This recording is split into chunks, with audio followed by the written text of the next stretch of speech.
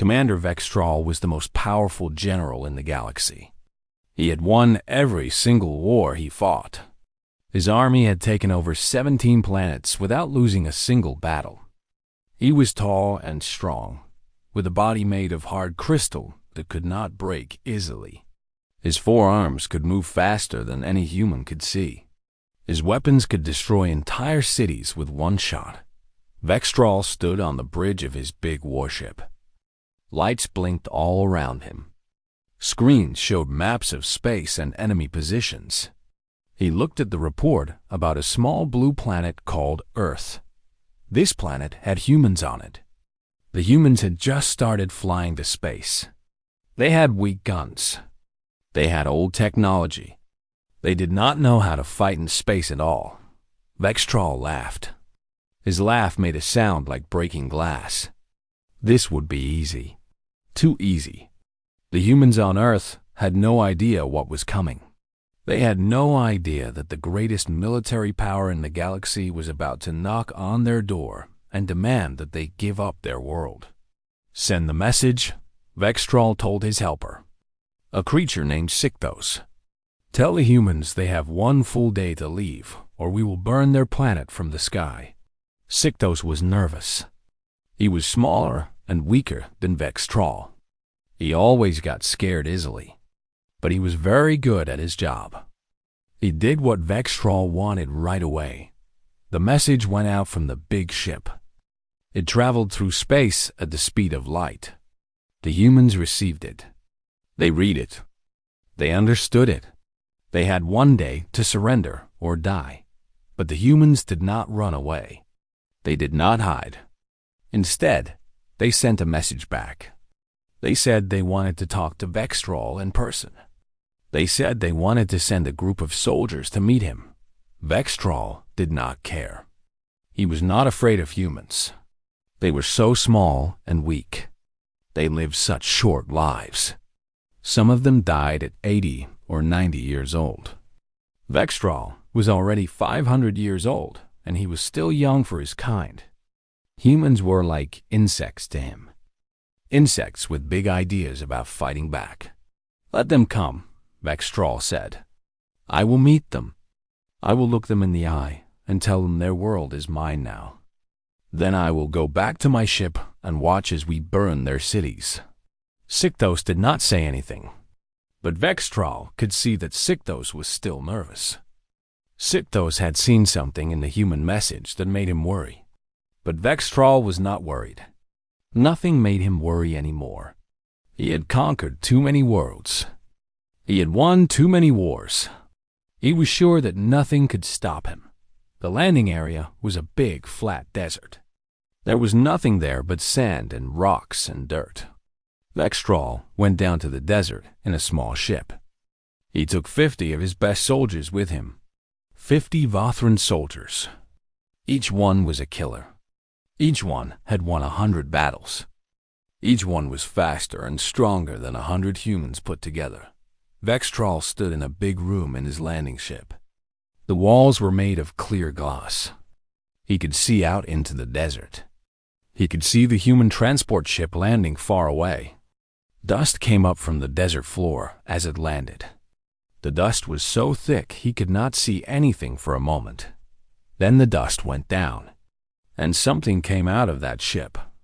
Something that made Vextral stop and look very carefully. Humans came walking out. Not 1 or 2. 200 humans. They walked in perfect lines. They moved as if they were one body instead of 200 different people. Every step was exactly the same. Every movement was controlled and tight. They did not look scared. They did not look lost. They looked like they had done this 1,000 times before. At the front of the group was a human named Linda Warren. She was the captain of these soldiers. She was much smaller than Vextral. Her body was weak. She could be hurt easily. A strong wind could knock her down. But when Vextral looked at her face, something in his mind started to feel wrong. Her eyes were not the eyes of someone who was scared. Her eyes were not the eyes of someone who wanted to give up. Her eyes were the eyes of someone who had seen death many times. Someone who had looked at death and did not look away. Someone who understood that death might come but did not care. Behind her, the 200 soldiers stood completely still. They did not move. They did not talk. They did not even seem to breathe very much. They just stood there and waited. Vex single quotes Troll felt something cold move through his body. It was not fear. He did not know how to feel fear. But it was something close to fear. It was something that made him want to understand what was happening here. Open the communication, Vex Troll said to Sictos. Yes, Commander, Sictos said. His voice was shaking. Captain Warren looked directly at the glass wall. She looked directly at Vex Troll. He could see her eyes even from where he stood. Her eyes saw him. Her eyes understood something about him. Her eyes told him that she was not going to go away. Vex Troll had never felt this before. He had looked into the eyes of aliens from 50 different species. None of them had looked at him this way. None of them had made him stop and think. But this small, weak human did. She raised her hand very slowly. The 200 soldiers behind her became even more still. It was like they were all holding their breath at the same moment. It was like they were all one person with 200 bodies. Vex Troll knew right then that something was very wrong. Something was very different about these humans. Something was very dangerous about the way they stood. About the way they looked. About the way they waited. But he still did not know what it was.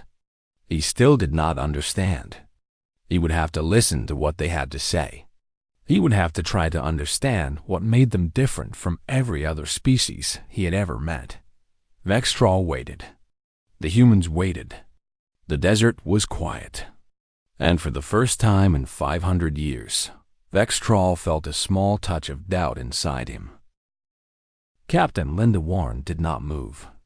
She stood in the desert heat and looked at the glass wall of the alien ship.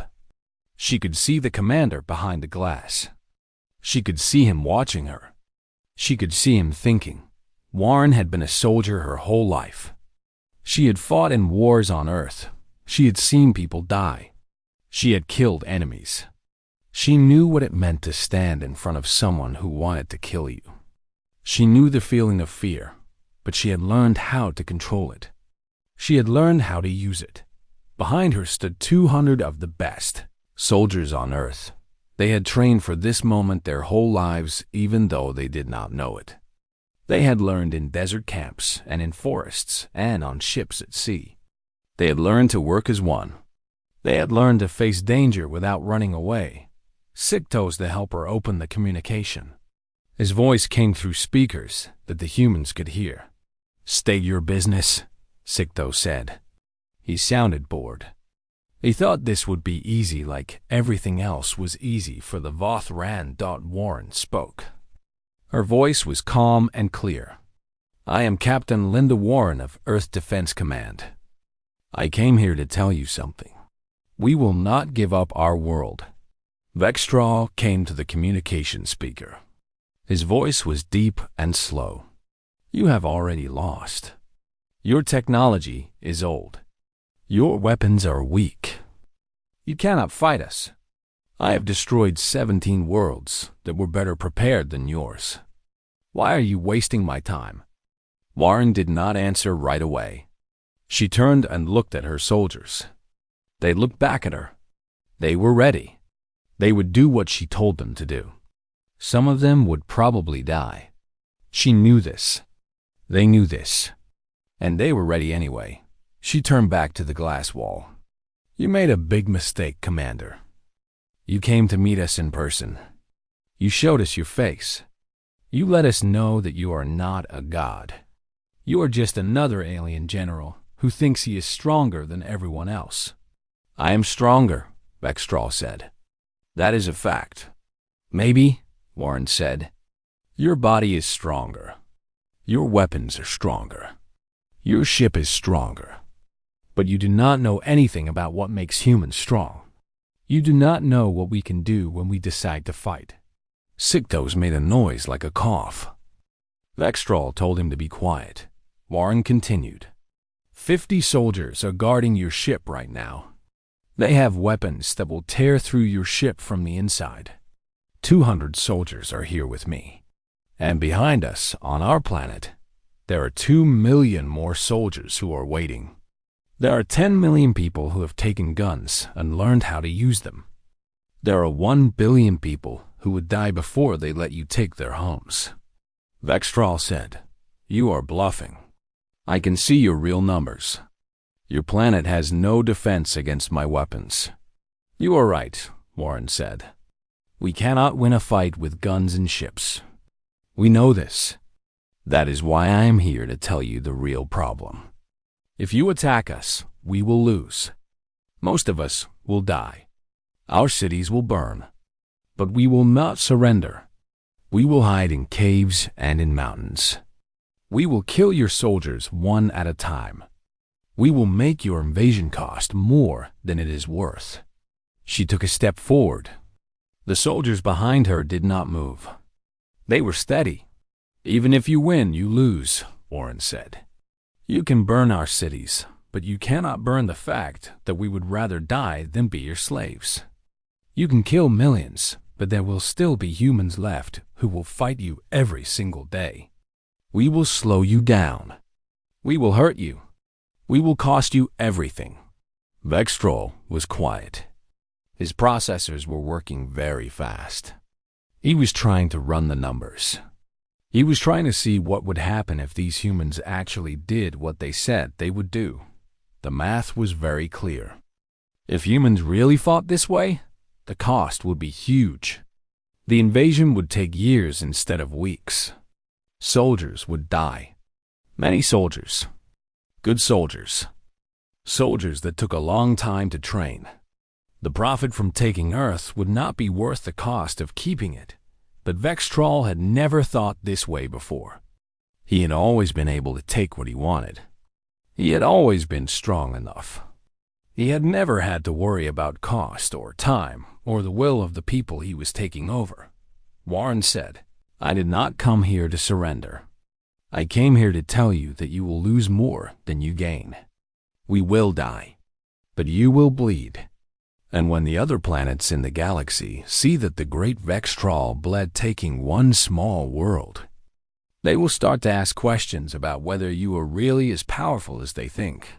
That was the moment when Vextral understood something. This captain was not just talking about a fight.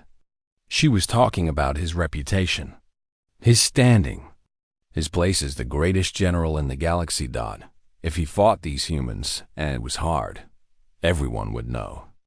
Everyone would know that humans could hurt him. That humans could cost him soldiers. That humans could make him work for a victory. Some of the lesser generals, the ones who he had beaten in the past, they would see this as weakness. Vextral looked at Captain Warren for a long time. He tried to read her face. He tried to understand what was happening in her mind. But all he could see was that she was serious. All he could see was that she was not afraid. All he could see was that she meant what she said. You have made your point, Vextral finally said. Good, Warren said. Then you understand what is going to happen if you attack us. I understand, Vextral said. I understand very well. The soldiers behind Warren did not cheer. They did not move. They just stood and waited. They had done their job. They had showed the commander that humans were not easy. That was all they needed to do. Warren turned and walked back toward her ship. The soldiers turned with her and walked in perfect lines. They did not run. They did not look back. They just walked with their heads up and their backs straight. Vextral watched them go. He was thinking. He was trying to understand what had just happened. He had come to this desert to accept a surrender. Instead, he had found something that made him question everything he thought he knew about power and strength, and what it meant to conquer a world. Vextral went back to his ship. He did not say anything to Sictos. He walked to his command room and sat in his big chair. He sat there for hours without moving. His tactical computers were running simulations. They were showing him what would happen if he tried to take Earth. The results were always the same. It was possible to win, but the cost was very high. Very high indeed. In every single simulation, thousands of Vothran soldiers died. His fleet took damage. His reputation took damage. And at the end, even if he won, the humans would still be fighting. They would still be hiding. They would still be causing problems. Vextral had conquered 17 planets. On every single one, the people had given up after they saw how powerful he was. They had stopped fighting because they knew it was hopeless.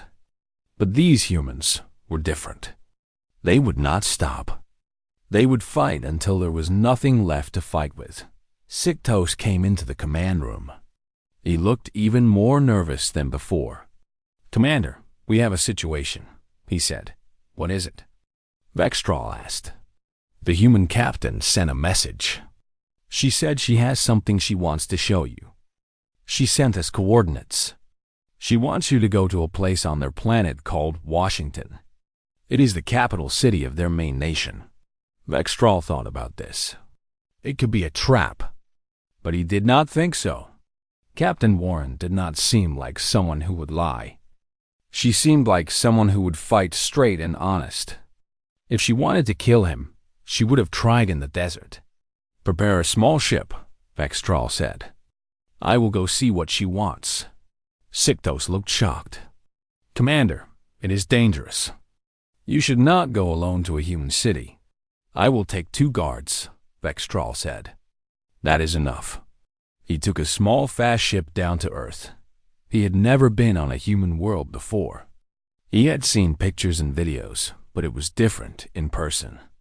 The sky was blue. The air was wet. There was green everywhere.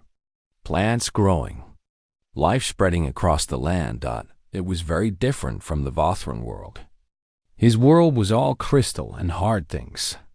Everything on his world was artificial or dead. But Earth was alive.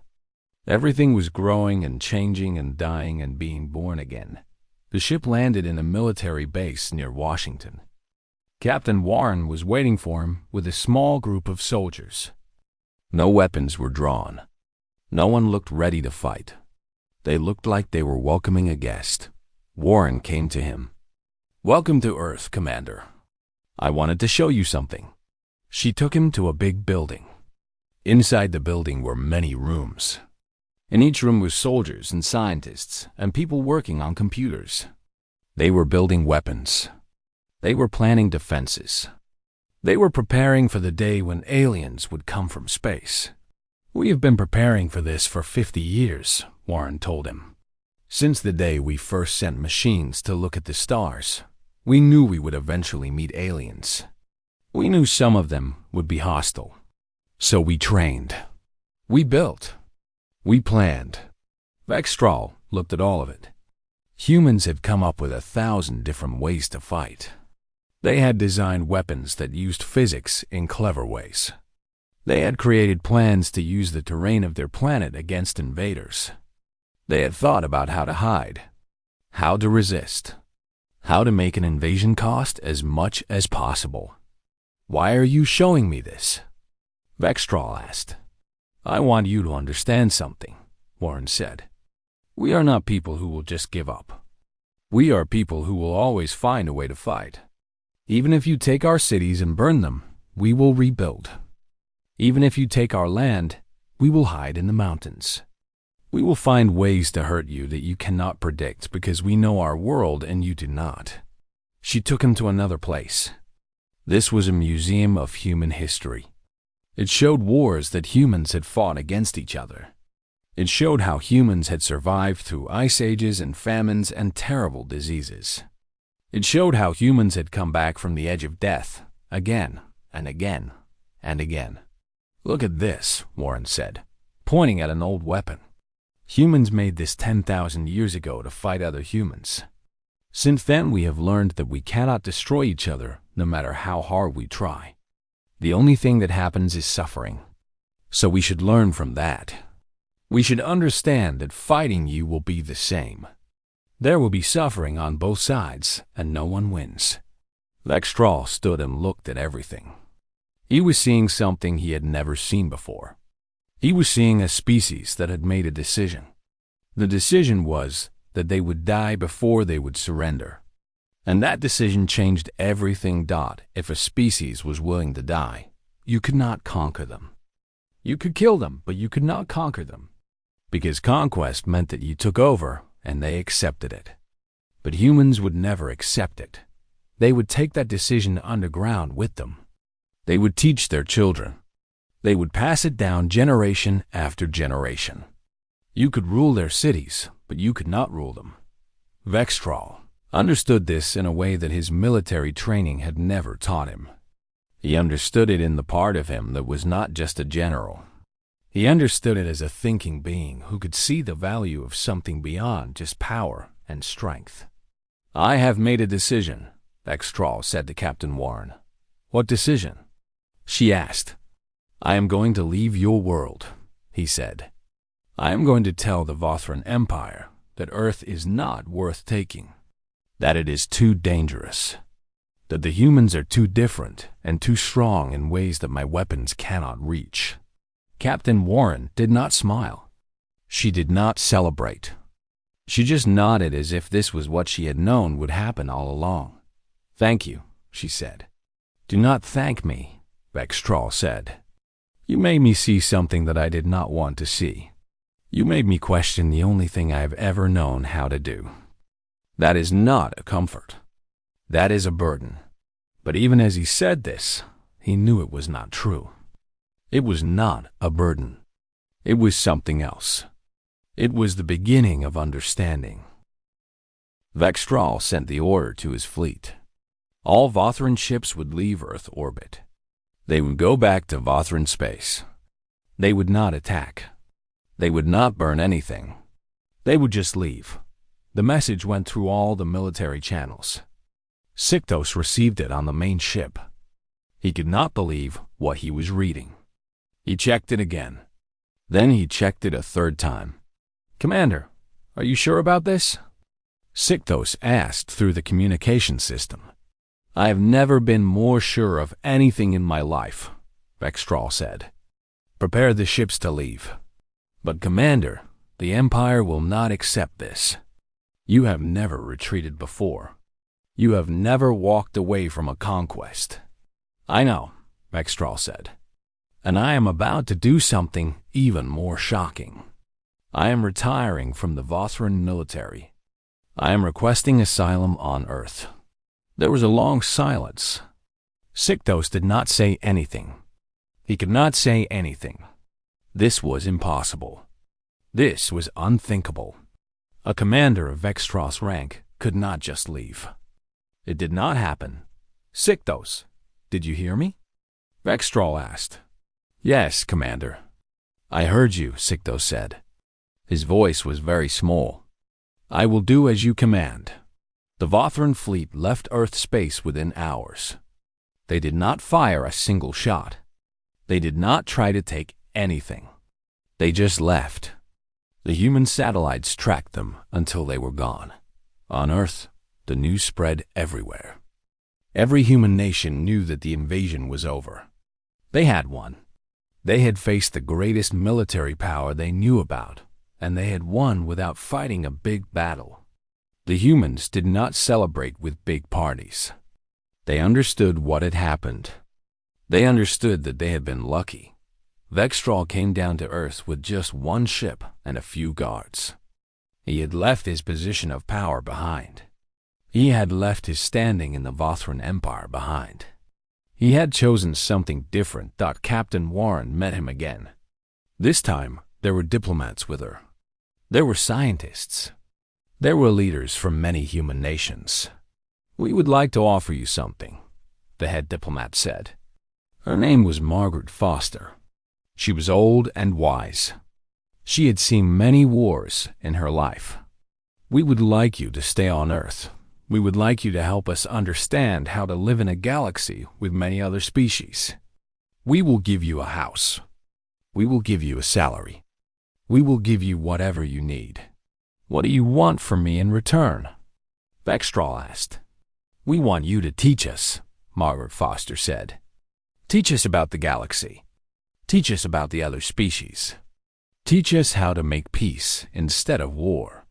You have seen things that we will never see. You have the knowledge we need.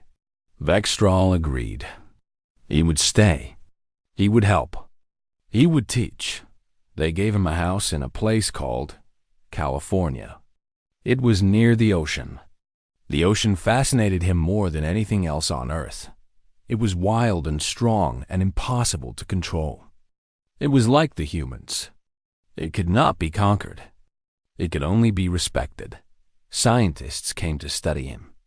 They asked him questions about Vothran technology. He answered them. He taught them things that would take them hundreds of years to develop on their own. He taught them about space weapons and about armor that could not be broken. But he did not teach them things that would make them into warriors. He did not teach them how to conquer other worlds. He taught them how to defend, how to protect, how to survive. Military officers came to him with questions about tactics and strategy. He answered them. He explained how the Vothran thought, how they moved, how they planned their attacks. He gave humans the ability to defend against any Vothran attack that might come in the future. But the thing that surprised everyone was how Vextral felt about his old empire. He did not miss it. He did not want to go back. Sictos came to Earth once. He had been sent by the Vothran leadership to bring Vextral back, or to kill him if he would not come. But when Sictos saw how Vextral lived, he could not do it. He could not kill someone who had found something better than power. Instead, Sictos sat with Vextral and they talked about the old days. About the 17 worlds they had conquered. About all the battles. Do you miss it? Sictos asked. No, Vextral said. He was standing at the window, looking out at the ocean. I do not miss it at all. All those worlds, all those victories. And I never understood what we were fighting for. We fought because we could. We conquered because we were strong. But there was no meaning in it. And now there is meaning? Sictos asked. Yes, Vextral said. Now there is meaning. These humans, they are teaching me what it means to care about something beyond yourself. They are teaching me that strength is not the most important thing. They are teaching me that there are things worth preserving that cannot be conquered with weapons. Sictos went back to the Vothran Empire. He told them that Vextral was dead. He told them that the humans had killed him. He told them many lies to protect his old friend. The Vothran Empire accepted this. They moved on. They found a new general to lead them. But Vextral was alive. He was living on Earth. He was doing something that no Vothran had ever done before. He was learning to see the universe differently. Captain Warren became his friend. Not his leader. Not his commander. Just his friend. They would sit together and talk about war and peace. They would walk along the beach. They would watch the sun set over the ocean. One day, Warren asked him, Do you regret it? Do you regret giving up everything? Vextral thought about this carefully. He thought about his power, his standing, his position as the greatest general in the galaxy. No, he said finally. I do not regret it, because I did not give up everything. I gave up the things that were empty, and I gained the things that matter. 5 years had passed since Vextral came to Earth. He was no longer just a guest. He was part of the world now. He had a life. He had a home. He had reasons to wake up every morning that had nothing to do with conquest or power. The United Galactic Council had finally accepted Earth as a full member. This was because of Vextral. He had used his reputation and his knowledge to help humans understand how the galactic community worked. He had shown the other alien species that humans were intelligent and strong and worth knowing. But the thing That surprised everyone most was that Vextral was happy. Really happy. Not the kind of happiness that comes from winning a war, but the kind that comes from having a purpose that makes sense. He lived in his house by the ocean. The house was simple. He did not need much. He spent his days teaching and learning. He spent his evenings sitting on the beach, watching the sun go down. One evening, Captain Warren came to visit him. She was older now. She had started to retire from the military. She wanted to teach the next generation of soldiers. "I have something to tell you," she said. They sat on the rocks by the ocean. The waves crashed below them. The sound was like the song of a living thing. "What is it?" Vextral asked. "I got the report on what happened after you left the Vothran Empire," Warren said. "There was an investigation. The leadership wanted to know why you abandoned them. The official report was that you were killed by humans. But some of them suspected the truth. Did they send someone to kill me?" Vextral asked. "No," Warren said. "They sent someone to understand. A diplomat named Crover. He came to Earth. He talked to me. He wanted to know how you could give up everything." "What did you tell him?" Vextral asked. "I told him the truth," Warren said. "I told him that you learned something. You learned that power without purpose is empty. You learned that conquest without meaning is just destruction. You learned that the strongest thing in the universe is not weapons. It is the choice to care about something more than yourself." Vextral was quiet. He listened to the ocean.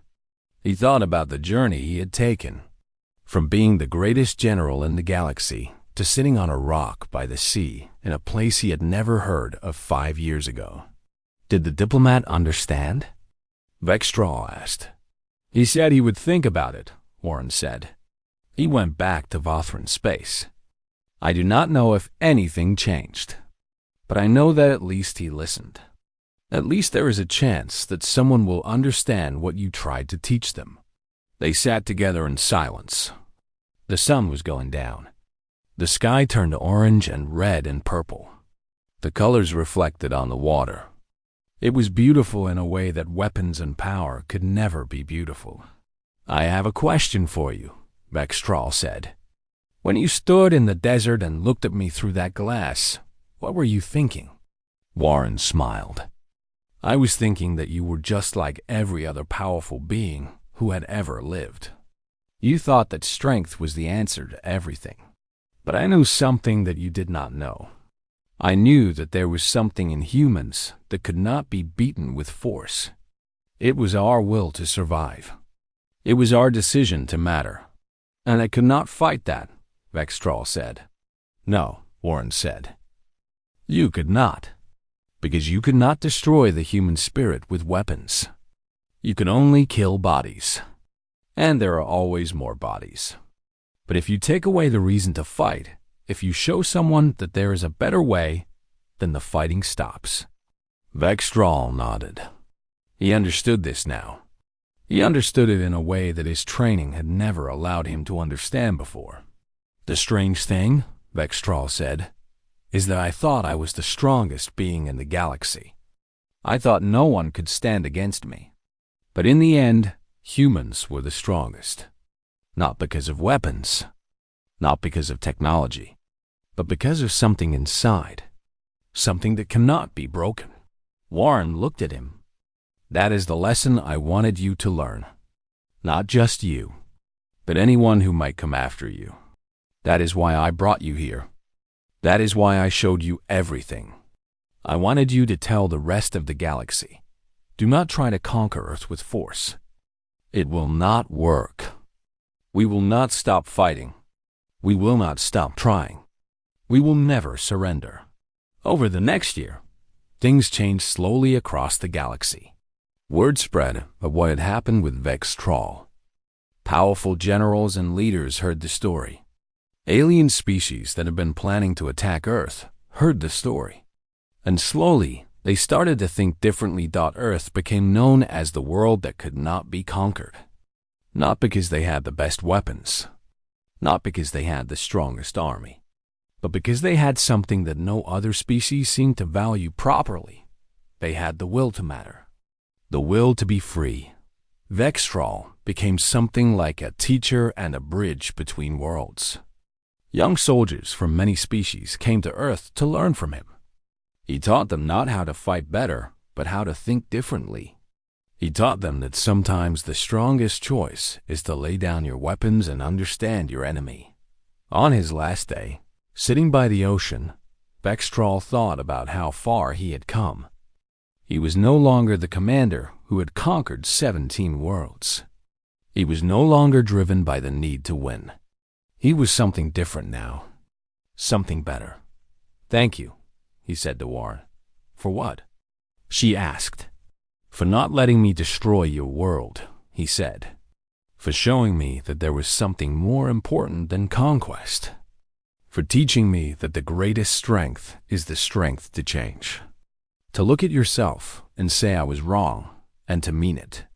Warren put her hand on his shoulder. "You taught us something too. You taught us that even the most powerful being in the galaxy can learn. You taught us that no one is beyond understanding. That is the real victory. Not that you left, but that you learned." The sun went down. The ocean kept singing its eternal song. And on the shore of Earth, an old Vothran general and a human captain sat together and watched the light fade into darkness. Above them, the stars came out. The same stars that had seen the fall of empires and the rise of hope. The same stars that had watched Vextral learn the most important lesson of his long life, that sometimes the greatest victory is knowing when to surrender.